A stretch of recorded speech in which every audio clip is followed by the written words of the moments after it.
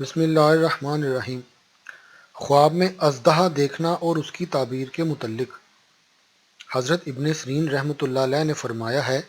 کہ اژدہا کا خواب میں دیکھنا بڑے بھاری دشمن کا دیکھنا ہے جو دشمنی قوی رکھتا ہے۔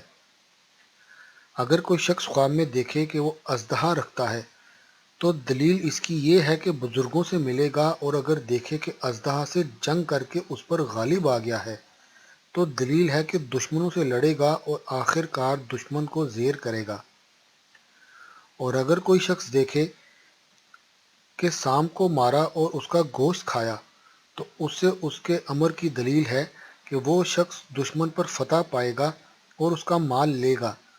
اور اس مال کو اپنے اہل و عیال کے واسطے خوب خرچ میں لاوے گا۔ حضرت جابر مغربی رحمۃ اللہ علیہ نے فرمایا ہے کہ اگر سانپ نے اس کو کھا لیا تو دلیل ہے کہ دشمن سے خوف ہوگا اور دشمن اس کو ہلاک کرے گا۔ اور اگر دیکھے کہ اژدہا کی پشت پر بیٹھا ہے اور اژدہا اس کے تابع اور فرمان میں ہے تو اس امر کی دلیل ہے کہ بہت بڑا دشمن اس کا تابع دار ہوگا